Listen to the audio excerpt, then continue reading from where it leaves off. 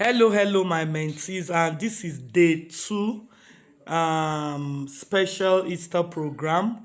The theme of this Easter program is the three spirits to covet. Day one is the resilient spirit in self control. Day two, the fighter spirit in decency. Day three, the overcomer spirit in godly I beg your pardon, the overcomer spirit in godliness. That is for day three. This is the summary video of the day two session. The day two session was held last night, and this is the summary video. Okay, so the fighter spirit in decency, the fighter spirit in decency. Decency has become a very tough thing to do in today's world because immorality, indecency, sexual perversion, decadence has become the order of the day. There's a lot of darkness going around in this world that today's generation have coined to be Gen Z. They believe once you are a Gen Z, you are supposed to conform to a lot of things. You are supposed to join them to be doing a lot of things. And this has made decency to become a very tough thing to do. Okay, so I told the children in last night's session, I said that one of the first corrections that God made in creation was to modestly cover Adam and Eve when they ran foul of God's instruction in the Garden of Eden. And having eaten the forbidden fruit, they saw that they were naked and they covered themselves with scanty leaves and they went to hide. So when God visited the Garden of Eden in the cool of the day, he asked Adam, where are you? And Adam said, I'm hiding. And God said, why are you hiding? He said, I'm hiding because I'm naked. And God asked him, who told you that you are naked? From whom did you hear that you are naked? And before God meted out justice to them for their disobedience, the first thing he did in Genesis 3:21 was to kill an animal and to make proper covering of tunic for Adam and Eve. He used the animal skin, he used it to make a proper covering for them.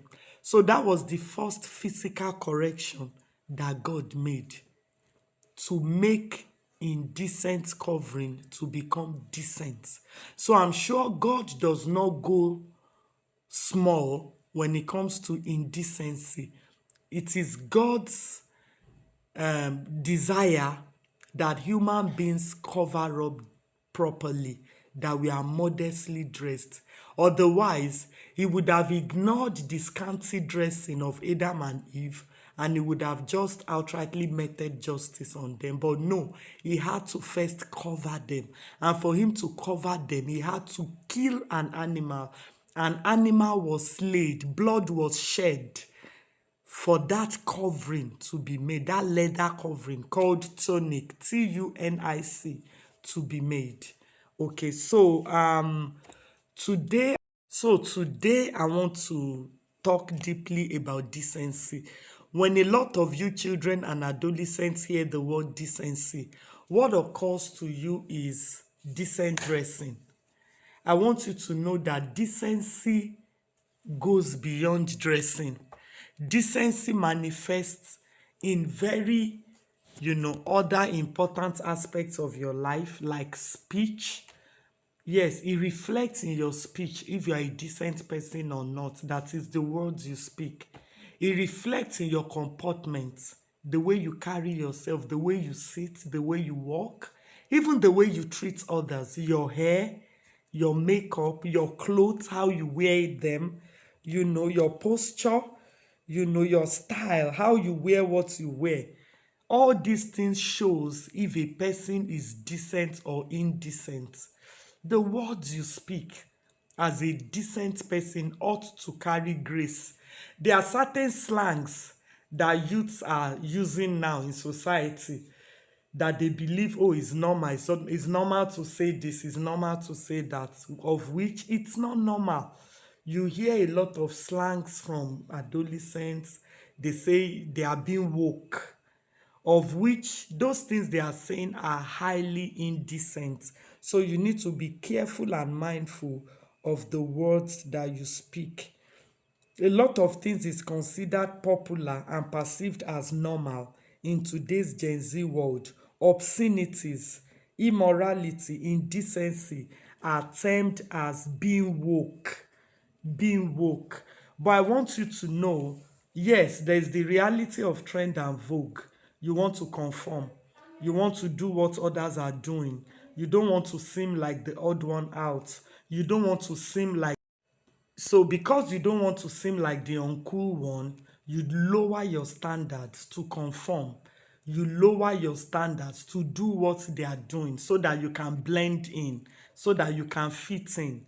I want you to know that it's cool to be uncool. It's cool to be uncool. It's very okay to be the odd one out. The Bible backs this up in 2 Corinthians 6 verse 17. And it says, come out from among them and be made separate. Come out from among them. Be distinguished from them. Be separate from them. Don't do what they are doing. Be the odd one out. Be the exception. So far you are standing for what is right. So far you are standing for what is moral. So far you are standing for what is decent. You can dare to be the exception. All right. So some of you might want to wonder, what has fighters got to do with decency? You know, the topic is the fighter spirit in decency. So you might wonder, which one is fighting in decency again? Decency is decency. Which one is fighters? You know, I want you to know that you must be ready to swim against the current. You must be ready to go the other way. You must be ready to be perceived as abnormal for not joining the others to do what is common, for not joining the others to do what is popular because you know it is the wrong thing. Okay, so the fighter spirit in you encapsulates discernment and the courage to recognize and know this is not the right thing to say. This is not the right way to dress. This is not the right way to dress. This is not the right place to go. I'm not interested. I'm not going. You say no firmly. You say no resolutely. Why? You are standing for what is right as a decent person. Okay, so there must be a fighter in you for you to be able to swim the opposite direction. You must have clarity and you must be so grounded in decency and uprightness for you to go, act, or do contrary to what is common or popular. In today's world, they have a way of dressing up obscenities, dressing up immorality to sound okay. You hear them calling prostitution hookup. You hear them calling fraud and ritual killing Yahoo Plus. You hear them calling nude dressing being woke. Ah, that girl, she dresses woke. Never to be caught on fresh. They have a way of garnishing it that the abnormal will begin to sound normal. Okay? They call trash lit words. Those are lit words, you know. I'm lit, I'm woke. I know what's up. Okay, so for boys now, I want to be specific on dressing now. There are some things that must not be seen on you. It's not because they are expressly written in the Bible, but because they are immodest. Because I remember last night when I was having session with the children, some of them were asking, where is it written in the Bible that a boy cannot plait his hair, that a boy cannot wear earrings, that a boy cannot do this and that? It's not a matter of it being in the Bible. It's a matter of modesty. There are some things you will do. There are some certain ways you will appear that will make people to misjudge you. There's this secular saying that says first appearance lasts longer. When a person meets you, they judge you first by your appearance. They judge you first by your outlook. So how you dress matters. No matter how you try to trivialize it, it matters a lot. Do you hear me? So boys don't fly their trousers. Boys don't fly their collar, pulling your collar to the back. Boys don't walk with altered postures, bending to one side, throwing your neck to the back. You say you are doing guy. That's not the modest way to walk. That's not the modest way to carry yourself or to appear. You don't sag your trousers. Kings and princes don't sag.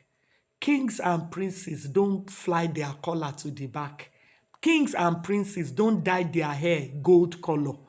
Kings and princes don't put stud or earrings on their ears. Kings and princes don't weave their hair. There are some things you must not do because you are a decent person. There are some things that must not be seen on you because of who you are. It's not a matter of where did they write it, quote it in the Bible. No, we are talking about modesty here. We are talking about perception in society.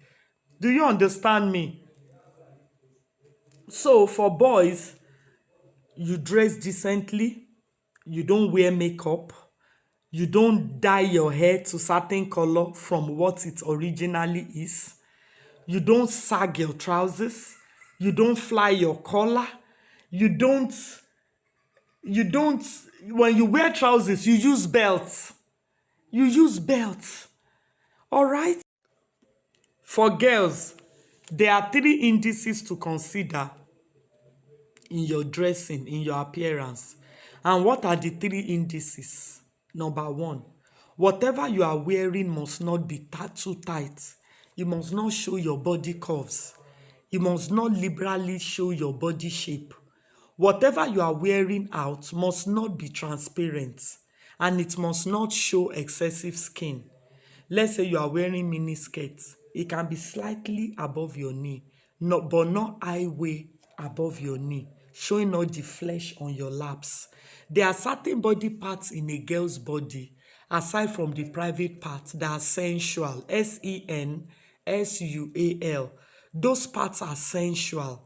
When a boy looks at it, it can erotically stir them up. Do you understand me? So, because a girl was asking in class last night, she said that, is it good for a girl to wear trousers? I said, yes, it's okay.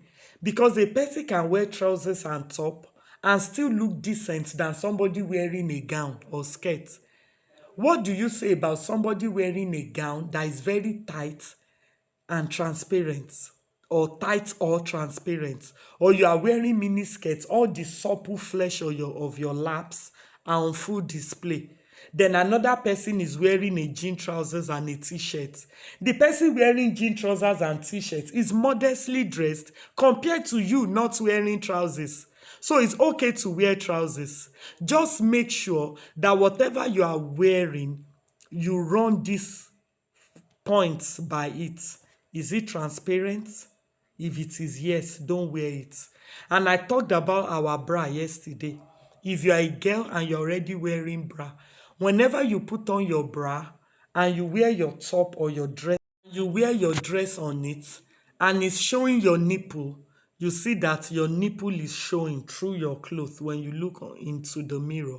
You need to take a cotton wool or toilet roll and place it on your nipples. Then you wear the bra on it. You pull the bra up on it. Then you wear your top. Your nipple should not show on your clothes because your nipple are sensitive to the opposite sex. When a guy is looking at you and can see your nipples, you can make them sin. You can make them begin to fantasize. So do not cause another person to fall because of your appearance. Do you understand me? So I said decency is not only related to dressing. It has to do with your speech. It has to do with the way you walk. As a girl, you don't sit and open your legs wide. You make sure your thighs are covered. When you are walking, you walk with gaits. You walk, you carry yourself well. Okay, you don't just walk anyhow. There's a way you walk and you look like a slut, like a prostitute. That you don't walk and sashay. You are shaking your hips, your breasts are jiggling. That's not a decent way to walk. That is why I say decency encapsulates your body posture, body language, the way you carry yourself, your words, what you say and how you say it, your dressing, your hair, your makeup. There's a way you will make up that you won't look decent. Do you understand me? So do not feel a sense of compulsion to follow trend. Don't feel a sense of compulsion to follow trend. Don't. All right. The world today is a fight. If you are passive, it will bow you. So you must be ready to stand for what is right. You must be ready to represent what you stand for. Do you understand me? So how can I be a decent person? Number one, know what decency actually means and know the aspects it covers. All those aspects, your dressing, your speech, your carriage. So always go to God for help. Whenever you see you are derailing, ask God for help. Number three, have good friends. When you have good friends, you are likely going to be a better person. Number four, mind the people you follow on social media. There are some people you need to unfollow now.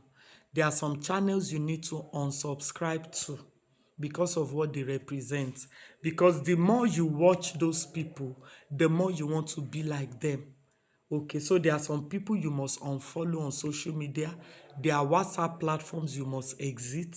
There are individuals you must delete their numbers and block them because of where you are going now, because of who you want to be now. All right. So, number five, transform your mind. Read good books, expose yourself to profitable content, and feed your mind with bloomers, not pollutants. Okay, number six, beware of environment and space influence. There are places you will be that will make you prone to indecency, and there are places you will be that you want to be decent. So be mindful. Those of you that are in university or boarding school, if you have disturbing concerns about your hostel space, tell your parents that I'm not comfortable being in the same room with these girls. I'm not comfortable being in the same room with these boys, so that your hostel space can be changed. All right, number seven, have a good role model. Have a good role model. Number eight, have a godly mentor. A role model is different from a mentor. A role model is different from a mentor. A role model is already walking the path you are going to. Maybe you want to be a medical doctor and your role model is also a medical line. They're already trailing the path of ambition you are aspiring to. That is your role model. But your mentor does not necessarily need to walk your exact path, but your mentor can cover you and guide you to uprightness so that you can fulfill your destiny. Number nine, build intimate relationship with God. The more of God's light you take in, the more darkness is dethroned in your life. All right, so that's all. So the practical for this video is this. Write down what aspect of your life you are struggling with. Write it down and present it to God, telling Him to help you.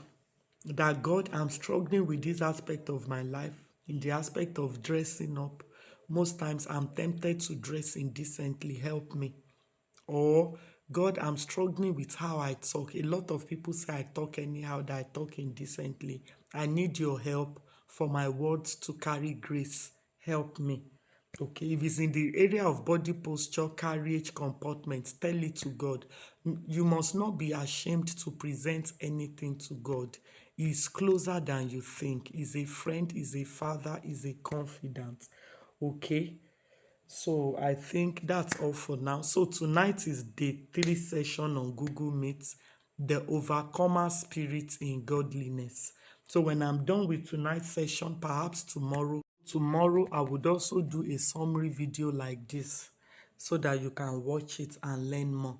So when we are done with day 3 today, I'm going to be giving you work to do, mental exercise. You will submit latest by Friday so that I can mark it and be sure that you really understood what I taught you. So God bless you. My name is Dr. Taye Lolu. If you want me to be your child's mentor, or if you are a child watching, you want me to be your mentor, tell your parents to register you with me. 08038408948. Good afternoon.